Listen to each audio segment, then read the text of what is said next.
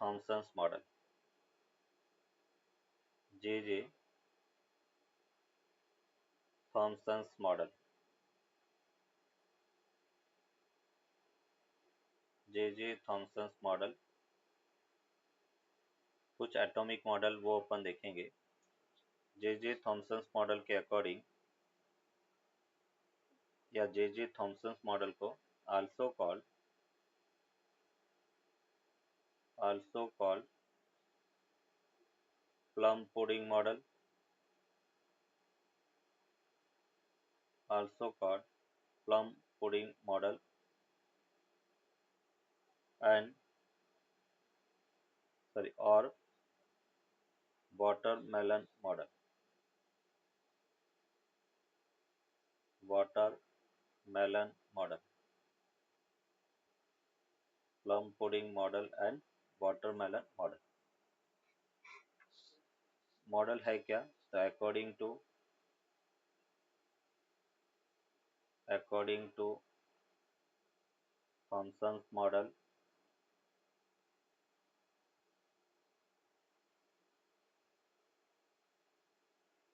Electron in distributed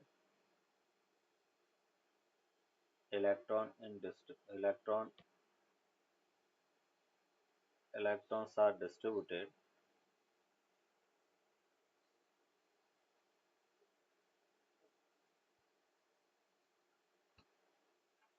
in positive charge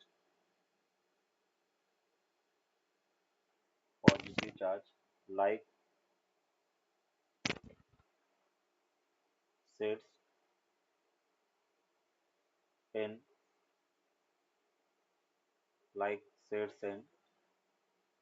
watermelon. Watermelon के अंदर seeds जैसे पल्प के अंदर डिस्ट्रीब्यूट होते हैं, वैसे अपन कह रहे कि इलेक्ट्रॉन डिस्ट्रीब्यूट होंगे। ये अपन कह रहे कि पूरे एटम के अंदर पॉजिटिव चार्ज है, एटम के अंदर पॉजिटिव चार्ज डिस्ट्रीब्यूट है, और यहाँ पे अपन कह रहे कि कुछ इलेक्ट्रॉन्स ऐसे अपन कह रहे कि ऐसे इलेक्ट्रॉन्स डिस्ट्रीब्यूट होंगे। तो इलेक्ट्रॉन्स जैसे सीड्स पल्प के अंदर डिस्ट्रीब्यूट होते हैं, रिमेनिंग अपन कह रहे कि पॉजिटिव चार्ज। अभी ये मॉडल जो है वो इलेक्ट्रॉन के ऑर्बिटल मोशन को डिफाइन नहीं कर पाया, हाइड्रोजन स्पेक्ट्रम को एक्सप्लेन नहीं कर पाया, इसलिए ये थॉमसन्स मॉडल फेल हो गया। थॉमसन्स के बाद में दूसरे एक साइंटिस्ट है रदरफोर्ड। तो नेक्स्ट अपन देखेंगे Rutherford alpha scattering experiment. Rutherford alpha scattering experiment. Rutherford alpha scattering experiment क्या कहता है? ये सपोज उठा अपन कह रहे कि एक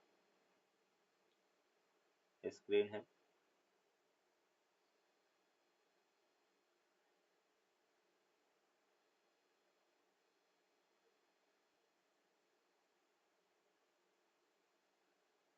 यहाँ पे अपन कह रहे कि एक आयन सोर्स है,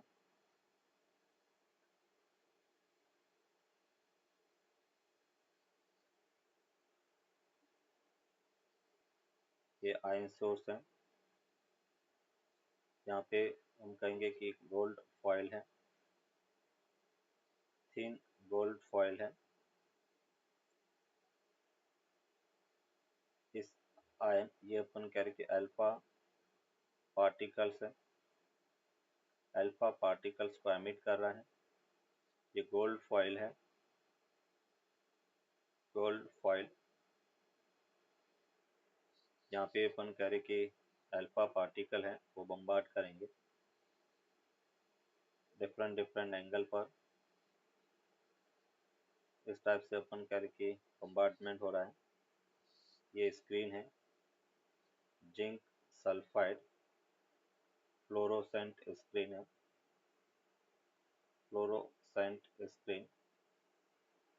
जैसे यहाँ पर अल्फा पार्टिकल इंसिडेंट होंगे, इस पे फ्लैश जनरेट होगी, ये बेटा फ्लैश प्रोड्यूस करेंगे, और वो फ्लैश ये शो करता है कि यहाँ पर अल्फा पार्टिकल का इंसिडेंट हो रहा है। तो ये बेटा अपन कह रहे अल्फा स्कैटरिंग एक्सपेरिमेंट है। गोल्ड फॉइल अपन कह रहे कि वेरी थिन होती है, अप टू अपन कह रहे 2 × 10⁻⁻7 मीटर, इतनी थिकनेस की ये गोल्ड फॉइल है। ये अल्फा सोर्स है। अभी देखो इसमें अपन देखे वर्किंग, यहाँ पे अपन कह रहे कि सपोज ये न्यूक्लियस है और अपन कह रहे कि ऑर्बिट है। यहाँ पे कुछ अल्फा पार्टिकल ऐसे बम्बार्टमेंट करेंगे, उसमें से कुछ पार्टिकल डिफरेंट डिफरेंट एंगल पर इंसिडेंट होंगे। तो यहाँ पे अपन कह सकते हैं कि ऐसे बेटा इंसिडेंट हो रहे, ये पार्टिकल ऐसे रिफ्लेक्ट होंगे, ये ऐसे इंसिडेंट होंगे, और कुछ पार्टिकल अपन कह रहे कि विदाउट एनी डेविएशन सीधे जाएंगे। ये बेटा अपन कह रहे कि उसका स्कैटरिंग एंगल है। और अपन कह रहे कि बहुत ही कम पार्टिकल 0.0125%, वो अपन कह रहे कि ग्रेटर देन 90 डिग्री से रिफ्लेक्ट होंगे। थीटा यहाँ पर स्कैटरिंग एंगल है। ये बेटा अपन कह रहे कि इसका इम्पैक्ट पैरामीटर है। यहाँ पे अपन कहेंगे एक तो impact parameter B directly proportional to cot θ/2 के इक्वल होगा। Impact parameter is directly proportional to cot θ/2 होगा। दूसरा अपन कहेंगे n number of particles is inversely proportional to sin⁴ θ/2 के इक्वल होगा। थीटा यहाँ पर स्कैटरिंग एंगल है। Theta is called scattering angle. Theta यहाँ पर स्कैटरिंग एंगल है। बी उसको अपन कहेंगे impact parameter. Impact parameter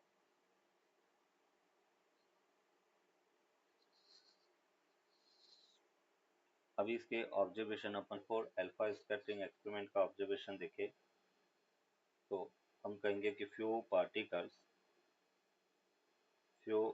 particles less than 0.015%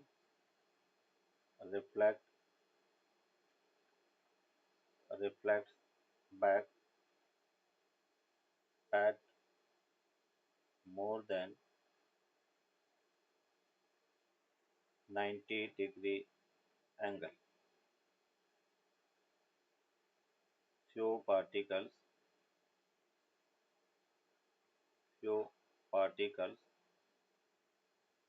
less than 0.025% reflects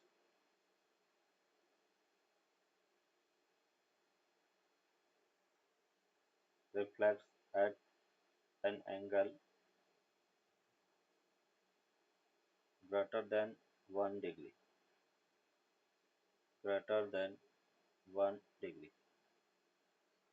third बेटा पॉइंट अपन कहेंगे कि most of the particles most of the particles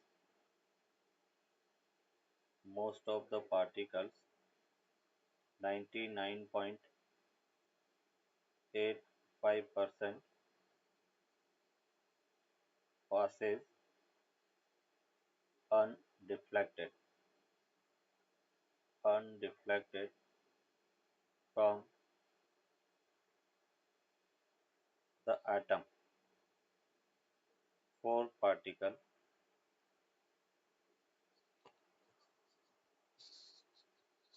in atom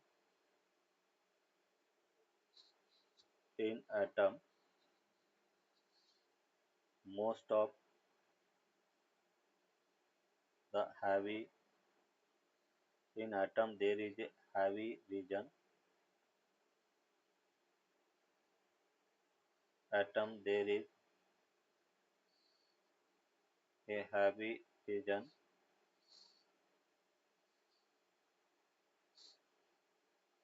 in atom there is a heavy region where there is a heavy region where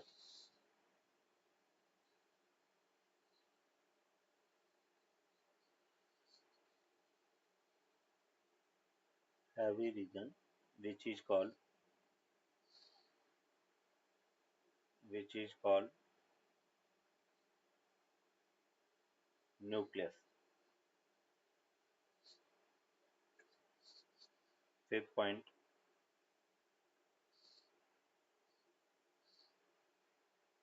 the closest approach distance closest approach distance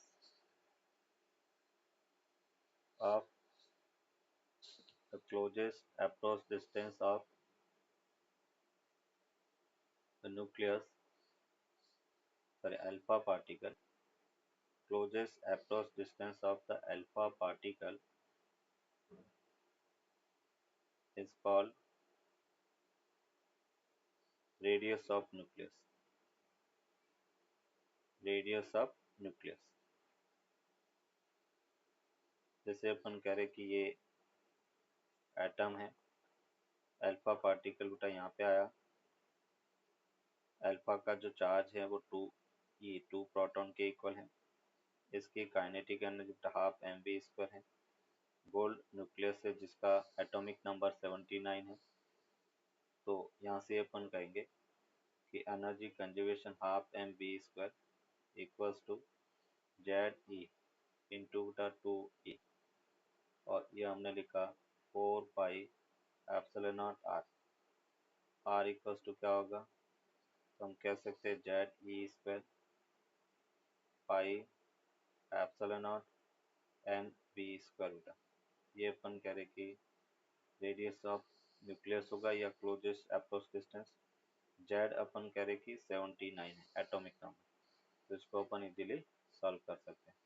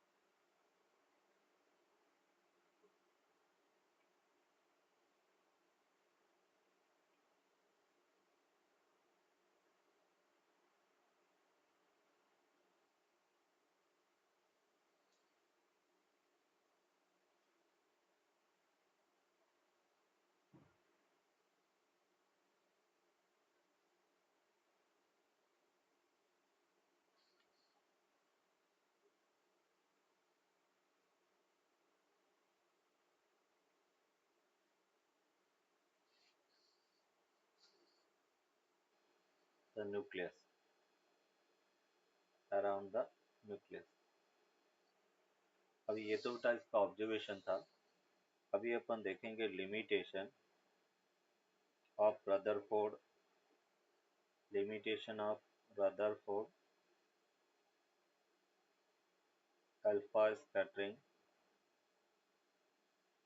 Rutherford alpha scattering experiment, limitation of Rutherford alpha scattering experiment, alpha scattering experiment, इसका बेटा अपन limitation देखेंगे।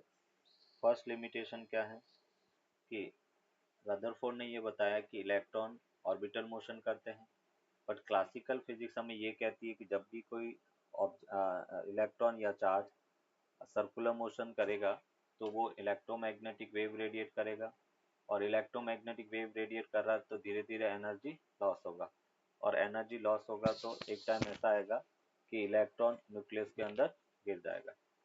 तो when the electron when the electron does the circular motion circular motion around the nucleus around the nucleus around the nucleus, then When the electron does the circular motion around the nucleus, then it will radiate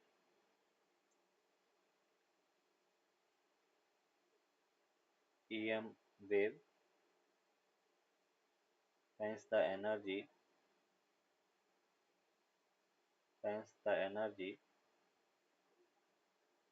will decrease, energy will decrease, the energy will decrease, so the of the nucleus, path of the nucleus will be spiral, not circular, and finally the will jump electron will jump to the nucleus, which shows unstability unstability of nucleus. This could not be explained. This could not be explained by Rutherford experiment. By Rutherford experiment. Rutherford experiment इसको explain नहीं कर पाया। Second बेटा अपन कहेंगे Rutherford model Rutherford model could not explain could not explain the linear spectrum of hydrogen atom. Linear spectrum of the hydrogen atom को वो explain नहीं कर पाया। could not explain the Rutherford model of hydrogen atom. Bohr's ने अपने model में तीन hypothesis या तीन पॉजुलेट्स दिए। उस पॉजुलेट्स में अपन कहेंगे, फर्स्ट अपन बात कर रहे हैं bourse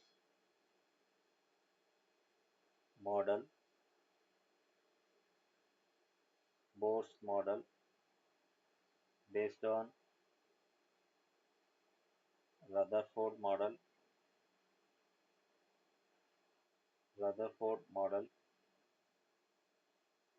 and Planck's quantum theory.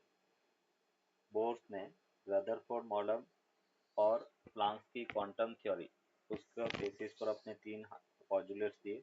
Bourse model is based on Rutherford model and Planck's quantum theory. Planck's quantum theory Planck's की क्वांटम थ्योरी पर बेस्ड है। सबसे फर्स्ट अपन बात करेंगे फॉर एग्जांपल फर्स्ट है पॉजुलेट वन। पॉजुलेट वन हमें ये कहता है when the electron when the electron does the circular motion या orbital motion,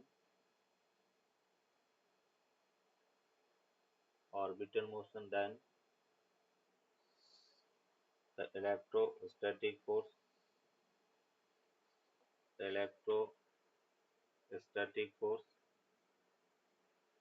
among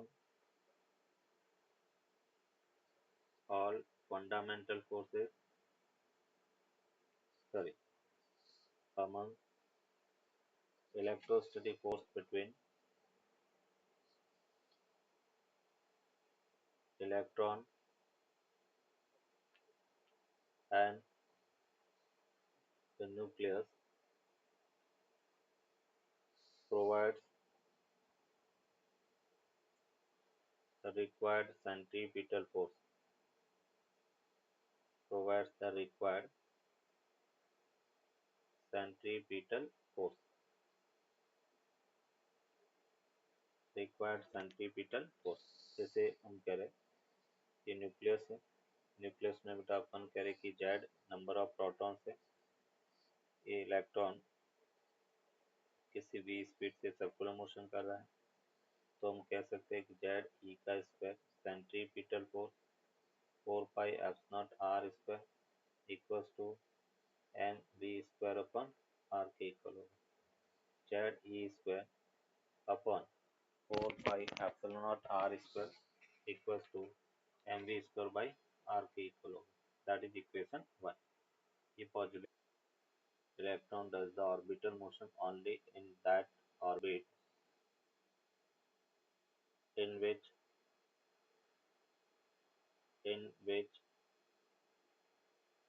angular momentum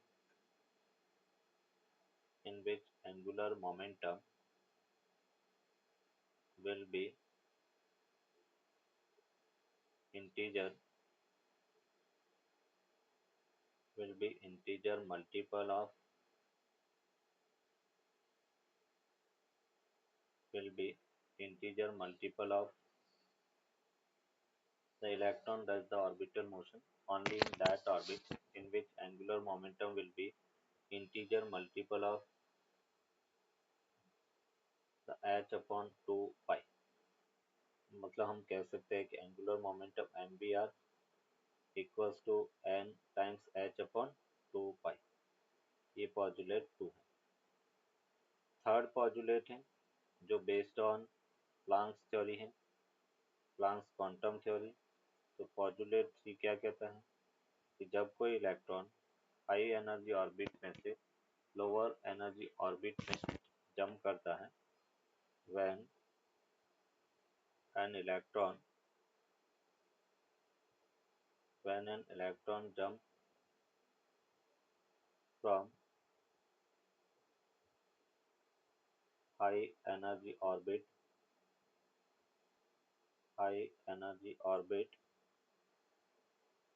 to the lower energy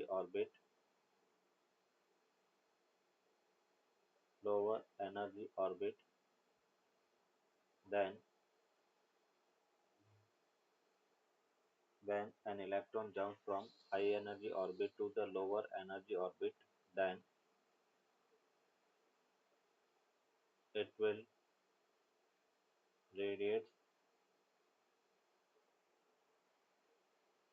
the energy in terms of photon, energy in terms of photon, मतलब हम ये कह सकते हैं कि E1 minus E2 equals to H nu के equal होगा। मतलब वो फोटोन के फॉर्म में एनर्जी को रिलीज करेगा। ये पॉजुलेट इसका हम फर्स्ट फाइंड करेंगे बेटा radius of nth orbit.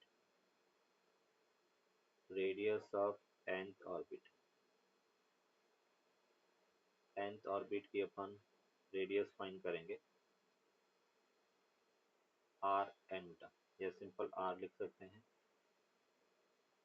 Using पॉजुलेट 1 बेटा, यूजिंग पॉजुलेट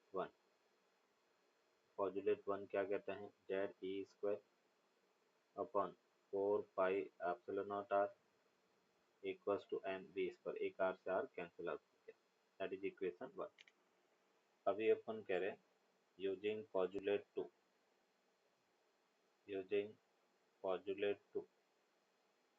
और पॉजुलेट 2 क्या कहता है बेटा N V R equals to N H upon 2 pi. V को क्या लिख सकते हैं N H upon 2 pi M R. ये अपन कह रहे कि इक्वेशन 2 है। यहाँ से ये वैल्यू बेटा अपन रखे तो हमें क्या मिला Z E square upon 4 pi epsilon not R equals to M N square H square upon 4 pi square M square R square के इक्वल होगा। एक आर से आर कैंसिल आउट, 4 पाई से 4 पाई कैंसिल आउट, मीन्स यहाँ से M cancel out. R equals to क्या मिला, epsilon not H square upon pi, epsilon not H square upon pi M A square into N square upon Z के equal होगा। ये अपन कह रहे रेडियस ऑफ एन ऑर्बिट है। यहाँ पर एप्सिलॉन नॉट एच और एम ई ये सब कांस्टेंट है। इसकी वैल्यू बेटा अपन पुट करेंगे, हमें मिला 0.529 into N square by Z angstrom के इक्वल होगा। R equals to 0.529 into N square by Z angstrom के इक्वल होगा। यहाँ पे अपन कह रहे कि R directly proportional to N square है और R inversely proportional to Z के इक्वल है। ये बेटा रेडियस ऑफ nth ऑर्बिट है। एज ए स्टैंडर्ड रिजल्ट अपन इसको याद रखेंगे।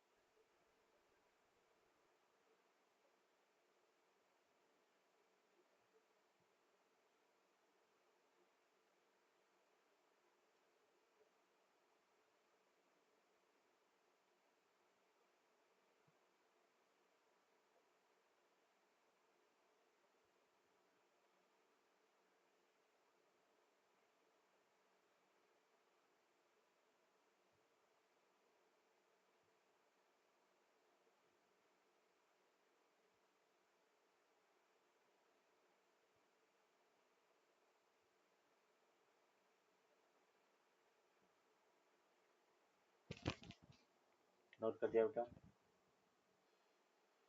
Second पॉजुलेट,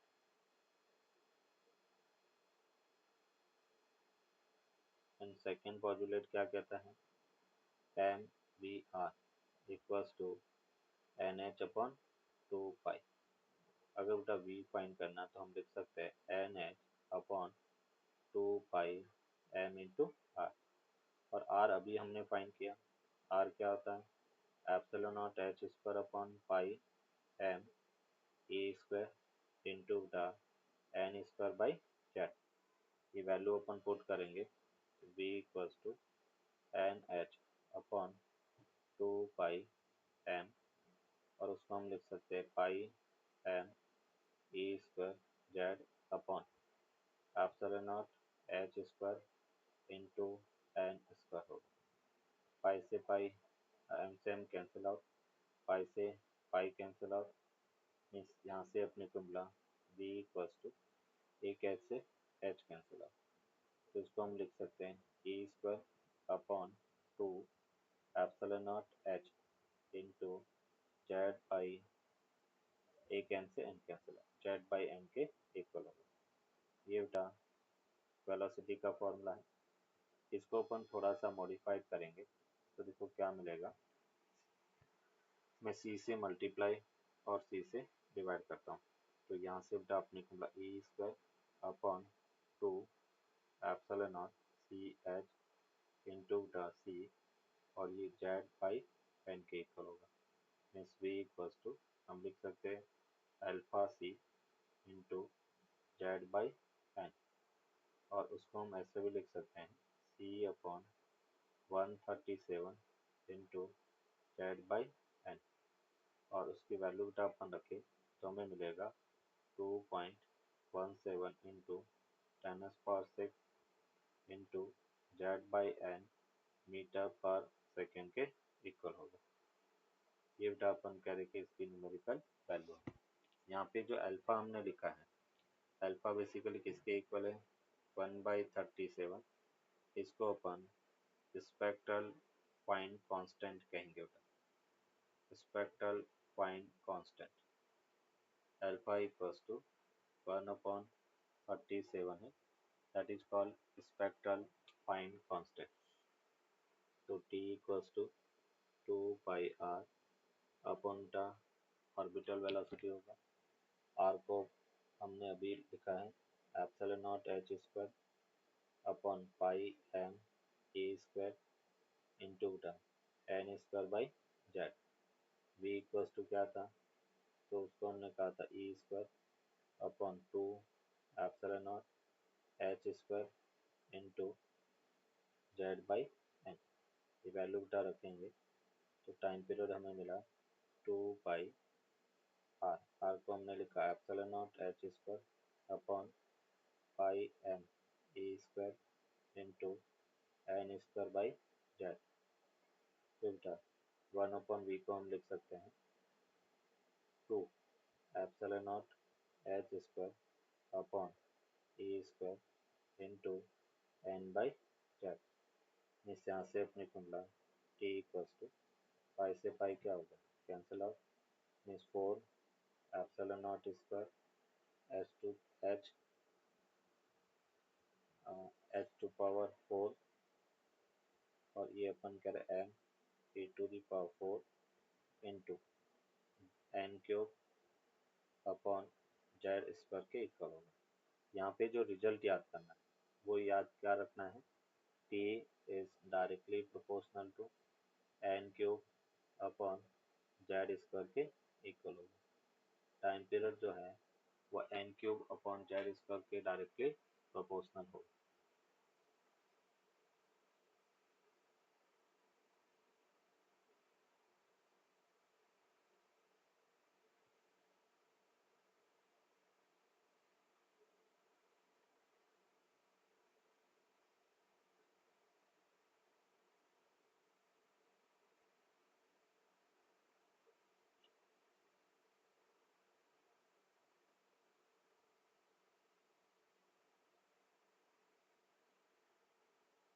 That's all. नेक्स्ट अपन देखेंगे टाइम पीरियड के बाद में frequency. Frequency of electron in nth orbit. Frequency basically क्या होता है, न्यू इज इक्वल्स टू 1/टाइम पीरियड। न्यू इज 1/टाइम पीरियड। तो हमें जो रिलेशन याद रखना है वो है nu is directly proportional to Z square upon N cube के इक्वल होगा। Frequency is directly proportional to Z square upon N cube. Frequency के बाद में हम बात करेंगे इलेक्ट्रिक करंट। जब इलेक्ट्रॉन ऑर्बिटल मोशन करता है तो इलेक्ट्रिक करंट आई क्या होगा वो अपन देखते हैं। आई को अपन लिख सकते हैं चार्ज अपॉन टाइम टा और उसको अपन ई इंटू फ्रीक्वेंसी भी लिख सकते हैं। मतलब I directly proportional to nu है और nu directly proportional to Z square upon N cube के इक्वल है। मतलब current Z square upon N cube के डायरेक्टली प्रोपोर्शनल होगा। अभी अपन यहाँ पर देखेंगे मैग्नेटिक मोमेंट। नेक्स्ट अपन बात कर रहे हैं magnetic moment. And magnetic moment क्या है, मैग्नेटिक मोमेंट और उसको अपन एम वेक्टर से शो करेंगे। एम वेक्टर है क्या, तो हम कह सकते हैं I into pi R square.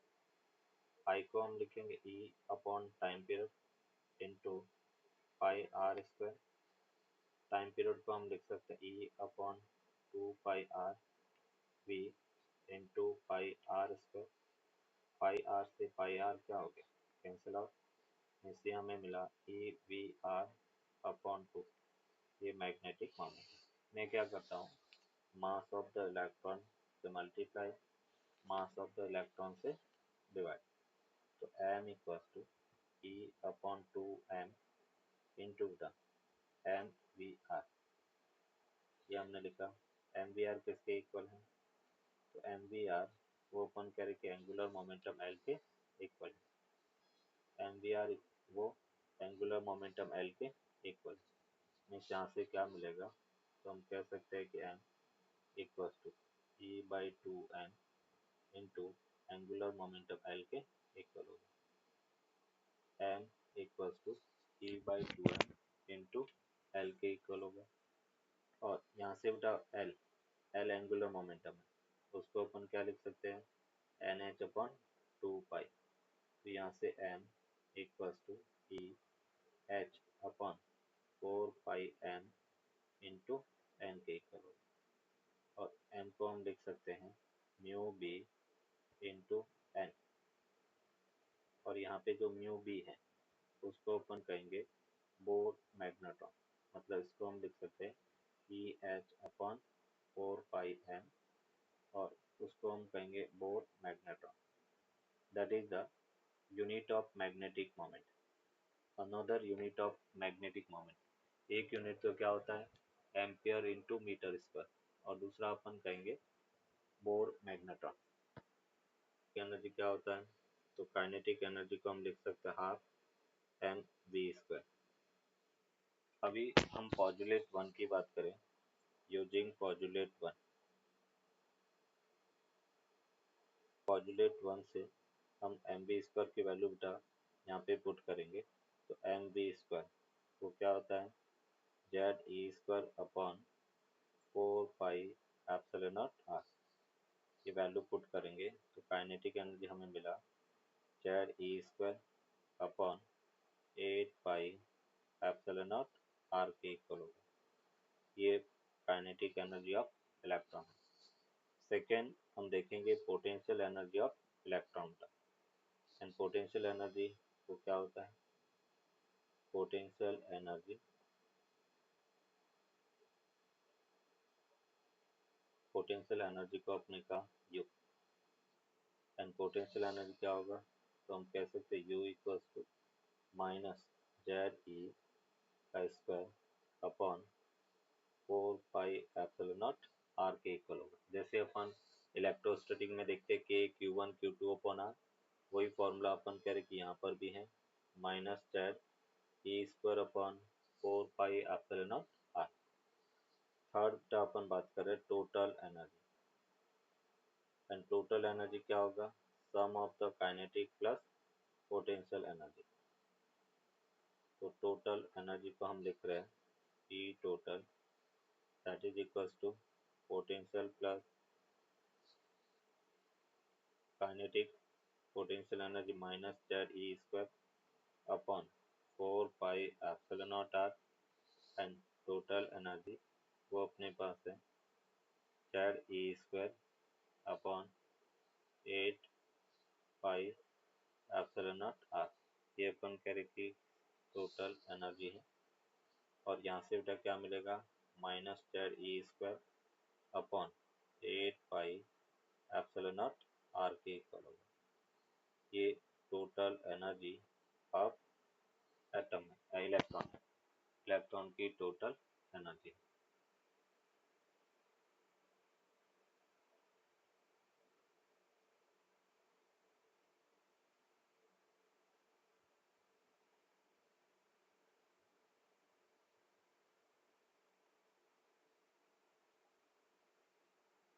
अच्छा।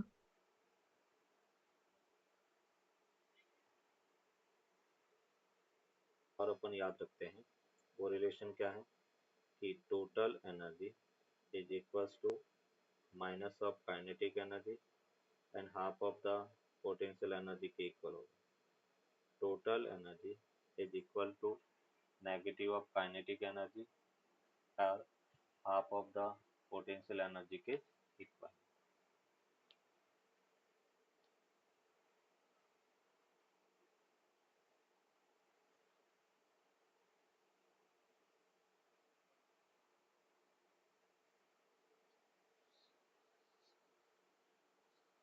रेडबर्ग कांस्टेंट के फॉर्म में अपन यहाँ पे फाइंड करेंगे total energy in terms of Rydberg constant.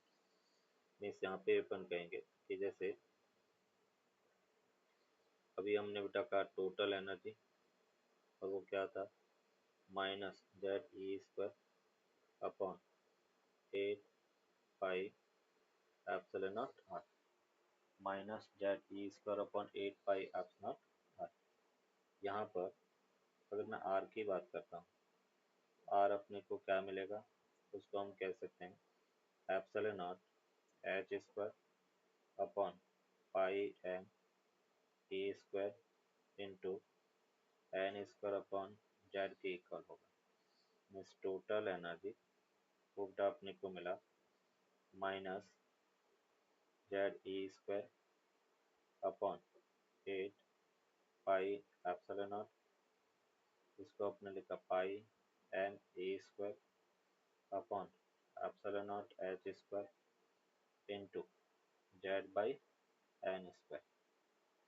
Means यहाँ से अपने को मिला पाई से पाई कैंसिल आउट हो गया, means M E to the power 4 upon 8 epsilon not square H square into Z by N square. मैं क्या करता हूँ, सी एस से मल्टीप्लाई और सी एस से डिवाइड किया, M E to the power 4 upon 8 epsilon not square C H cube into बटा C H into Z by N, sorry Z square upon N square. Means यहाँ से ये जो constant है उसी कांस्टेंट को अपन रेडबर्ग कांस्टेंट कहेंगे। मतलब यहाँ पे अपन लिखेंगे कि total energy equals to minus R C H into Z square upon N square के इक्वल होगा। ये total energy in terms of Rydberg constant है। आर जो है वो क्या है, M E to the power 4 upon 8 epsilon not square C H cube, और उसको हम कहते हैं रेडबर्ग कांस्टेंट, रेडबर्ग कांस्टेंट। और ये रेडबर्ग कांस्टेंट की वैल्यू अगर अपन देखें तो आर इक्वल्स टू हमें मिलता है 1.097 इंटू 10⁻⁷ पर मीटर। ये अपन कह रहे रेडबर्ग कांस्टेंट की वैल्यू है। और हमें जो फॉर्मूला याद रखना है वो 1/r याद रखना है, और 1/r 912 एंगस्ट्रॉम के इक्वल होता है।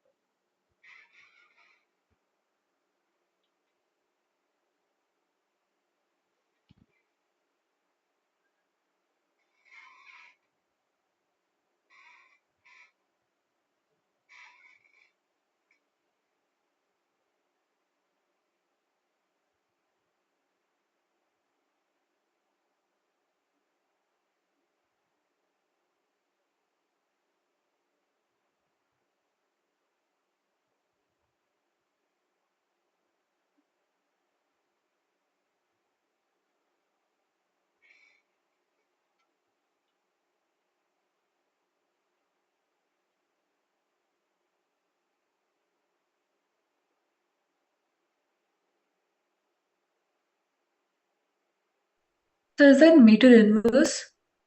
हाँ मीटर इनवर्स, पर मीटर मतलब मीटर इनवर्स।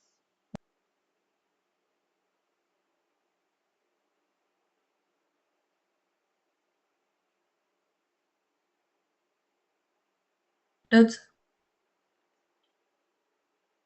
अभी जिसे अपन कह रहे हैं कि टोटल एनर्जी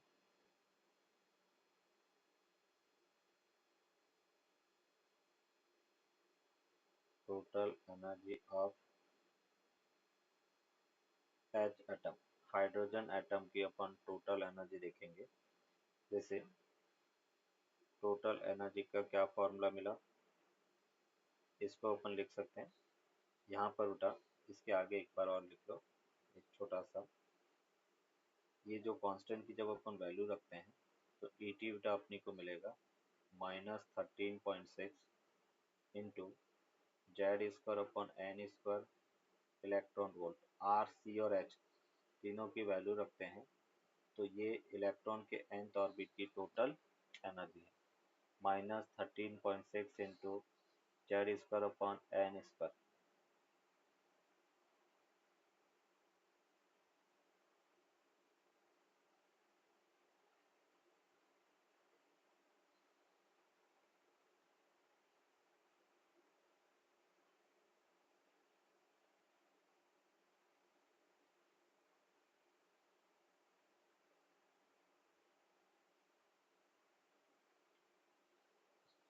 Done, sir. इस टोटल एनर्जी का होता है -13.6 into Z square upon N square electron volt. अगर मैं कह रहा हूँ फर्स्ट ऑर्बिट की एनर्जी n इक्वल्स टू 1, तो यहाँ पे टोटल एनर्जी, हम हाइड्रोजन की बात कर रहे हैं, हाइड्रोजन के लिए जेड इक्वल्स टू क्या होता है 1, तो हम कह सकते हैं फर्स्ट ऑर्बिट की जो टोटल एनर्जी है वो हमें मिला -13.6 अपॉन 1 का स्क्वायर, और ये मिला -13.6 इलेक्ट्रॉन वोल्ट। फिर अगर हम सेकेंड ऑर्बिट इलेक्ट्रॉन की एनर्जी की बात करें E2, वो क्या मिलेगा -13.6 अपॉन 2 का स्क्वायर, और वो कितना होगा -3.4 इलेक्ट्रॉन वोल्ट। ये सब डाटा अपनी को याद होना चाहिए। फिर n इक्वल्स टू 3 की बात करें तो यहाँ से E3 इक्वल्स टू -13.6 अपॉन 3 का स्क्वायर, और वो कितना हुआ -1.51 इलेक्ट्रॉन वोल्ट के इक्वल होगा। n इक्वल्स टू 4 की बात करें तो E4 फोर्थ ऑर्बिट इलेक्ट्रॉन की एनर्जी -13.6 अपॉन 4 का स्क्वायर, और वो कितना होगा, तो हम लिख सकते हैं -0.89 electron volt. n equals to fifth orbit की अगर अपन बात करें तो E5 वो मिलेगा -13.6 अपॉन 5 का स्क्वायर, और वो किसके इक्वल होगा -0.53 इलेक्ट्रॉन वोल्ट। ये अपन कह रहे कि उसकी ऑर्बिटल इलेक्ट्रॉन की एनर्जी इंफिनिटी है। n इक्वल्स टू 1 की energy -13.6 electron volt, -3.4 electron volt, -1.51 electron volt, -0.8 0.89 electron volt, -0.53 electron volt, और इंफिनिटी की 0 इलेक्ट्रॉन वोल्ट एनर्जी होगा। ये अपन कह रहे कि हाइड्रोजन एटम की एनर्जी है।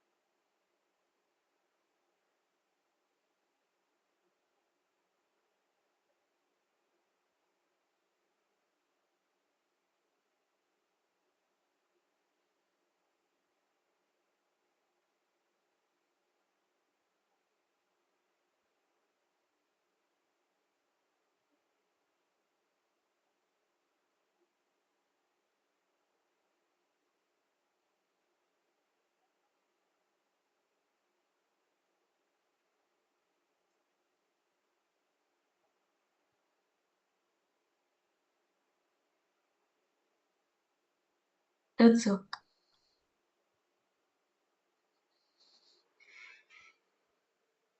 नेक्स्ट अपन देखेंगे ionization energy, ionization energy and the ionization potential. ionization potential, ionization energy and ionization potential। Ionization energy को क्या कहेंगे? हम कहेंगे the minimum energy required, the minimum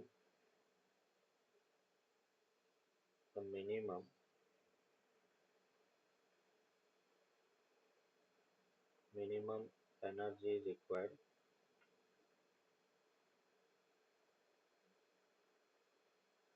to eject the electron from the outermost orbit, from the outermost orbit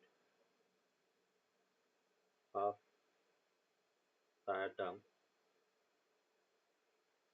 is called ionization energy। ionization energy। अभी जैसे अपन कह रहे हैं कि अगर हम बात करें first ionization energy, first ionization energy and first ionization energy का मतलब electron n equals to 1 orbit में से इनिशियली 1 में था और फिर अपन उसको बाहर निकाले मतलब इंफिनिटी पे साइन कर रहे हैं, तो N I equals to 1 to N F equals to infinity है। तो उसको अपन कह सकते हैं डेल्टा ई आई वन। अब वो किसके इक्वल होगा? मैं यहाँ से E final E infinity minus E one, infinity की आयनाइजेशन एनर्जी 0 है और 1 का बेटा -13.6 इलेक्ट्रॉन वोल्ट है। इससे हमें मिला 13.6 electron volt. First ionization energy है वो 13.6 अपन कह रहे कि इलेक्ट्रॉन वोल्ट के इक्वल होगा। अगर हमें फर्स्ट आयोनाइजेशन पोटेंशियल चाहिए Vi1, तो उसको अपन क्या लिखेंगे? First ionization energy upon electron, charge of the electron, और वो हमें मिला 13.6 वोल्ट। ये फर्स्ट आयोनाइजेशन पोटेंशियल है। फर्स्ट आयोनाइजेशन एनर्जी के बाद में अगर हम सेकेंड आयोनाइजेशन एनर्जी की बात करें,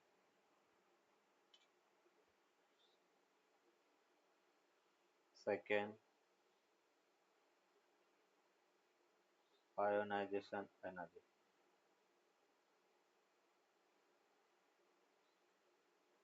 सेकेंड आयोनाइजेशन एनर्जी मतलब अपन कह रहे कि N I equals to 2 N F equals to infinity पे इलेक्ट्रॉन जाए, तो यहाँ से अपन कहेंगे कि डेल्टा ई आई टू, उसको अपन लिख सकते हैं E infinity minus E two. E infinity की वैल्यू 0 और सेकेंड ऑर्बिट की वैल्यू -3.4 इलेक्ट्रॉन वोल्ट। तो हमें कितना मिला? 3.4 इलेक्ट्रॉन वोल्ट। ये अपन कह रहे डेल्टा ई आई टू के इक्वल होगा। ये सेकेंड आयोनाइजेशन एनर्जी की, सेकेंड आयोनाइजेशन अपन कह रहे कि एनर्जी है। अगर सेकेंड आयोनाइजेशन पोटेंशियल पूछा जाए तो हम कैसे फाइंड करेंगे? Second ionization energy upon E, charge of the electron, तो वो कितना होगा बेटा? 3.4 वोल्ट के इक्वल होगा। तो हम ये कह सकते हैं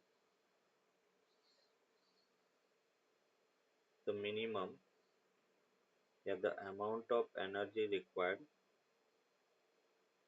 amount of energy required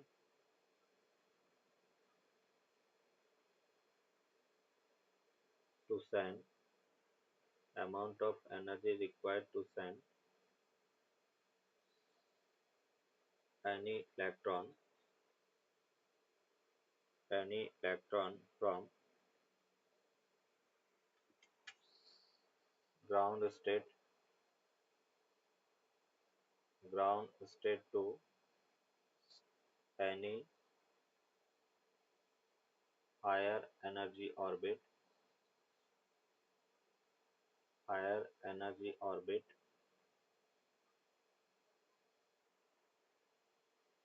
is called excitation energy.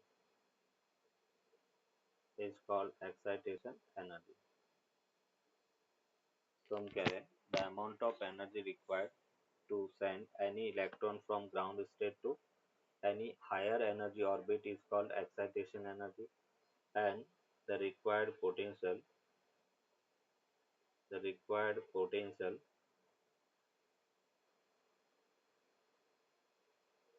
is called excitation potential.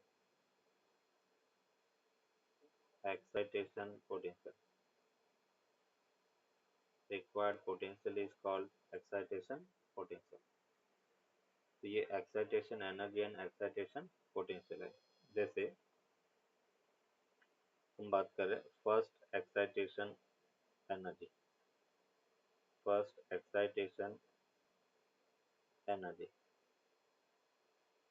Excitation energy की बात करेंगे तो electron Ni equals to 1 to Nf equals to 2 में जंप करे, 1 से 2 में जंप कर रहे हैं तो फर्स्ट एक्साइटेशन एनर्जी वो होगा E2 माइनस E1, और इसकी वैल्यू E2 की वैल्यू कितना है -3.4, E1 की वैल्यू कितना है -13.6, और यहाँ से अपने को मिलेगा 10.2 इलेक्ट्रॉन वोल्ट। ये फर्स्ट एक्साइटेशन एनर्जी है, 10.2 इलेक्ट्रॉन वोल्ट के इक्वल होगा। अगर फर्स्ट एक्साइटेशन पोटेंशियल की हम बात करें तो पोटेंशियल क्या होगा डेल्टा वी E1, और उसको हम लिख सकते हैं डेल्टा ई E1 अपॉन ई, और ये वैल्यू कितना होगा 10.2 वोल्ट। ये फर्स्ट एक्साइटेशन पोटेंशियल 10.2 वोल्ट के इक्वल होगा।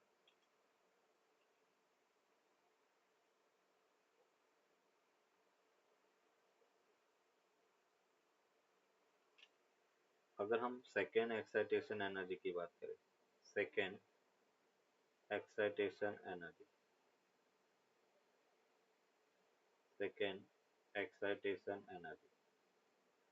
सेकेंड एक्साइटेशन एनर्जी में electron first orbit to Nf equals to third orbit में जंप करे, और सेकेंड अगर एक्साइटेशन एनर्जी की बात करें तो यहाँ से अपन कह सकते हैं E3 माइनस E1, तो E3 अपने पास कितना होगा तो यहाँ से अपन कहेंगे -1.51 इलेक्ट्रॉन वोल्ट, E1 की वैल्यू था -13.6 इलेक्ट्रॉन वोल्ट, और ये वैल्यू हमें मिलता है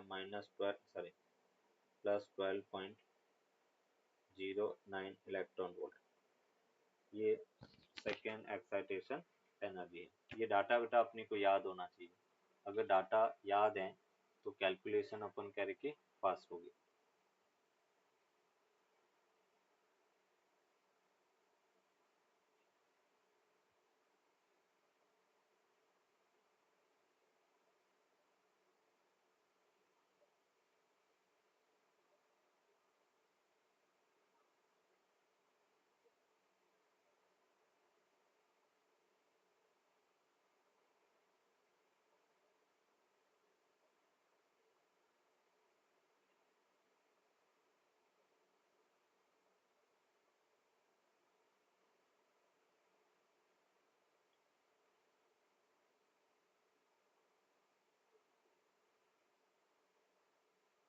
done sir.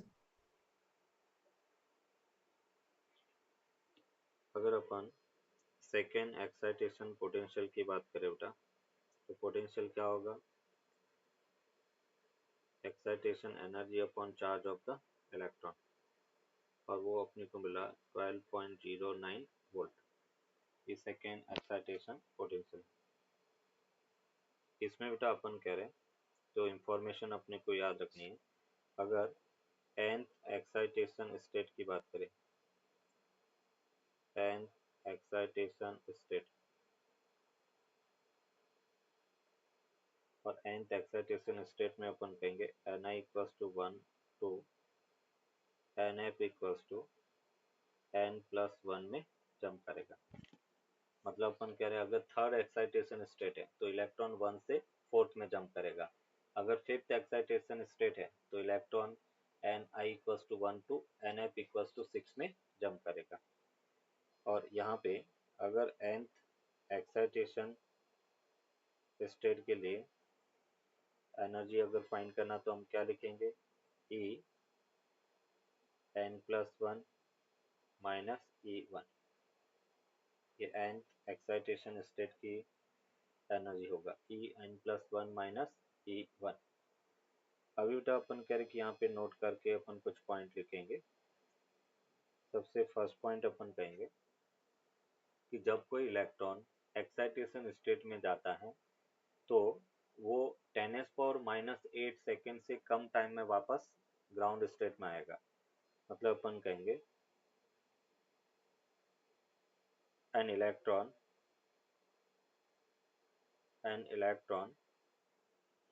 in excited state, an electron in excited state in excited state remains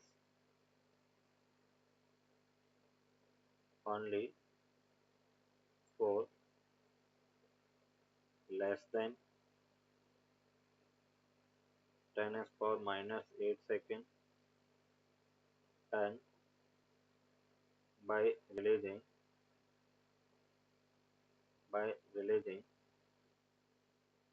the number of photons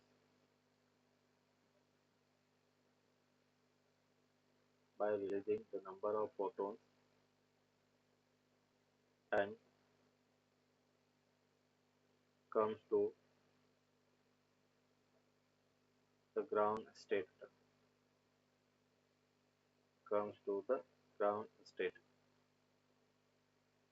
वापस अपन कह रहे कि वो ग्राउंड स्टेट में आता है। अगर अपन कह रहे कि कोई इलेक्ट्रॉन, जैसे सेकेंड पॉइंट अपन कह रहे if an electron comes from nth orbit to ground state,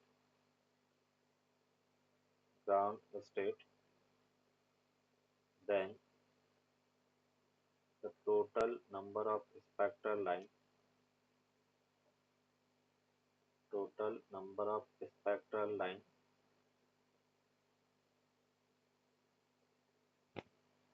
if an electron comes from nth orbit to ground state, then the total number of spectral line will be n equals to होगा बेटा n into n minus 1 by 2। ऐसे बेटा formula अपन याद रखेंगे।